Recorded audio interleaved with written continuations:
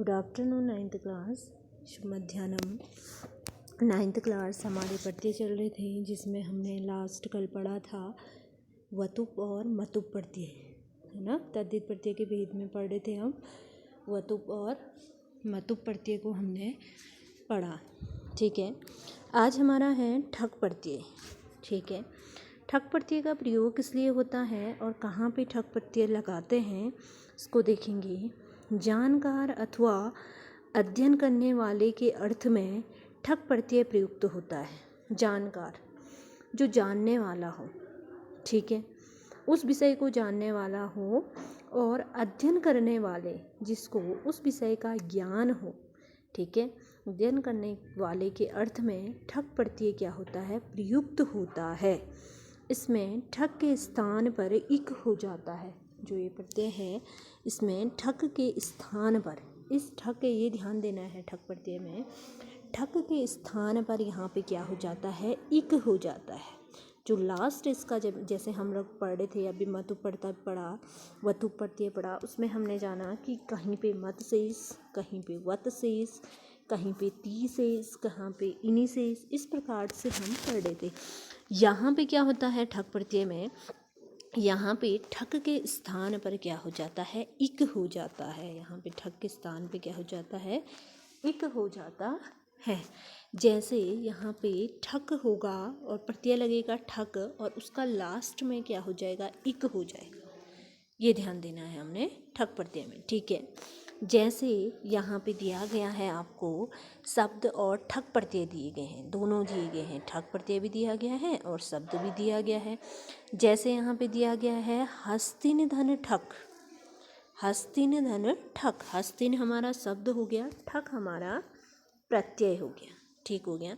ये हमारा बन गया हास्तिक, हास्तिक। तो यहाँ पे क्या परिवर्तन हुआ, आपने क्या देखा, ठक के स्थान पे क्या हो गया, इक हो गया। हास्तिक, तिक, इक। तो हम उच्चारण करते हैं ई और कौ का, ठीक है। हास्तिन धन ठक, हास्तिक, अर्थात इसका अर्थ निकलता है हाथी चलाने वाला। इसका अर्थ क्या निकलता है, हाथी चलाने वाला, ठीक है। अर्थात उस विषय को जानता है, वो हाथी को चलाना जानता है, क्योंकि यहाँ पे ये प्रत्यय इसलिए लगता है जहाँ पे जानकार और अध्ययन करने वाले में यह ठक प्रत्यय लगता है, ठीक है। तो यहाँ पे क्या बना हमारा, हास्तिक, हास्तिन दन ठक, हास्तिक। अर्थात यहाँ पे शेष क्या रहा, इक, ठीक है, हास्तिक। तो यहाँ पे जो मैंने कहा था, ठक के स्थान पे क्या हो जाता है, इक हो जाता है, ठीक है। दूसरा है समाज धन ठक, समाज के बारे में जानने वाला, समाज में रहने वाला, ठीक है। तो समाज धन ठक, ठक का क्या हो जाएगा, इक, सामाजिक, इक, इक, इक यहाँ पे छोटी ई और कौ हर शब्द में आएगा लास्ट में, अर्थात इसका इक यहाँ पे शेष रहेगा, ठीक है। धर्म धन ठक, धार्मिक, धर्म जानने वाला, जिसे हम क्या कह सकते हैं, धार्मिक कह सकते हैं, ठीक है। वर्ष धन ठक, वार्षिक। इनके जो भी अंतिम जो पंक्ति आ रही है, अंतिम जो वर्ण आ रहे हैं, वहाँ पे इक, इक हमारा क्या रह रहा है, शेष रह रहा है, अर्थात ठक प्रत्यय में ठक का इक हो जाता है, ये ध्यान देना। सप्ताह धन ठक, साप्ताहिक, सप्ताह में होने वाला, ठीक है। मास धन ठक, मासिक, मास में होने वाला, ठीक है। मासिक, इक, इक यहाँ पे क्या रह रहा है, शेष रह रहा है, अर्थात इस ठक का क्या बन जा रहा है, इक हो जा रहा है, ठीक है। दिन धन ठक, दिन धन ठक, दैनिक, प्रतिदिन होने वाला, ठीक है। अस्ति धन ठक, आस्तिक, ईश्वर को जानने वाला। आस्तिक हम किसे कहते हैं, जो ईश्वर को जानता हो, उसको हम क्या कहते हैं, आस्तिक। अगला है पद नास्ति धन ठक, नास्तिक, इस ठक का क्या हो गया, एक, अर्थात ईश्वर को न जानने वाला। एक तो आस्तिक हो गया, दूसरा क्या हो गया, नास्तिक हो गया। एक तो ईश्वर को जानने वाला आस्तिक, और नास्तिक अर्थात ईश्वर को नहीं जानने वाला। दूसरा है पथ धन ठक, पौराणिक, पथ धन ठक, सॉरी, पथिक, अर्थात पथ में चलने वाला, अगला है पुराण धन ठग, पौराणिक अर्थात पुराणों को जानकार, पुराणों को जानने वाला या पुराणों का जानकार। ठीक है। बुद्धि धन ठग, बौद्धिक, बुद्धि से संबंध रखने वाला।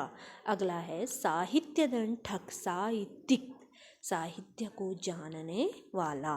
ठीक है। यहाँ पे जो भी शब्द आ रहे हैं वो क्या है, जानकार व्यक्ति के बारे में और जिसने उसमें अध्ययन किया गया हो उस शब्द में ही यहाँ पे ठग प्रत्यय लगाया जा रहा है। वेद धन ठग, वैदिक, वेदों को जानने वाला।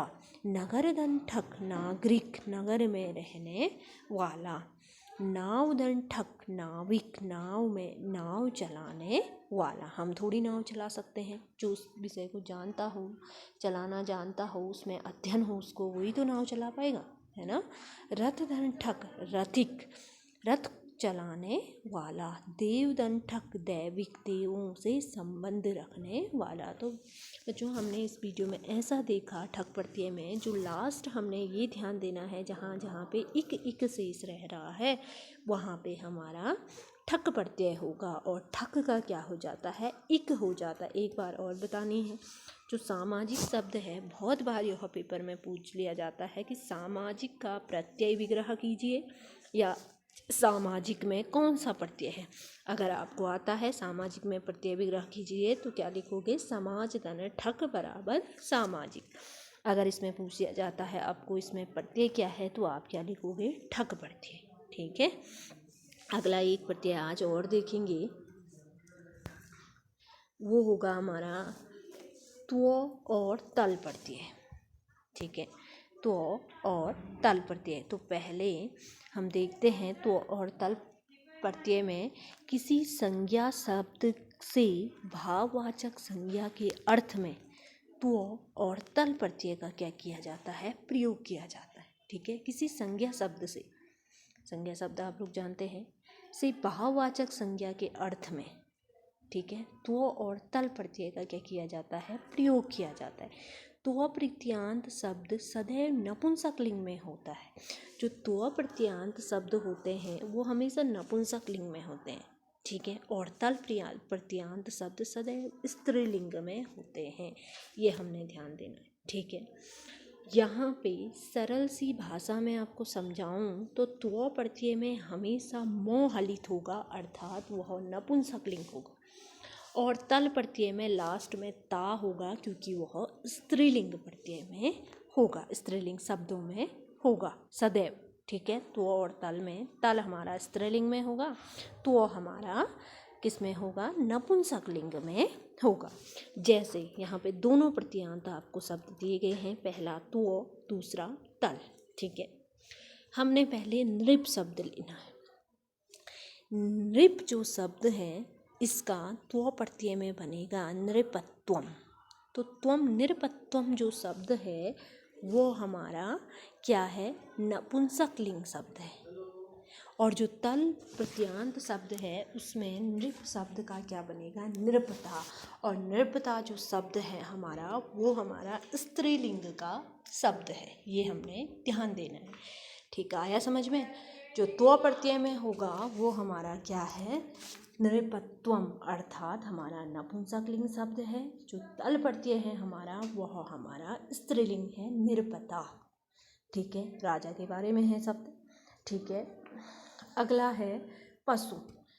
इसका जो नपुंसक लिंग होगा, पशु शब्द है, त्व प्रत्यय अगर हम इसमें जोड़ लेंगे तो यहाँ पे पशुत्वम बन जाएगा। ठीक है।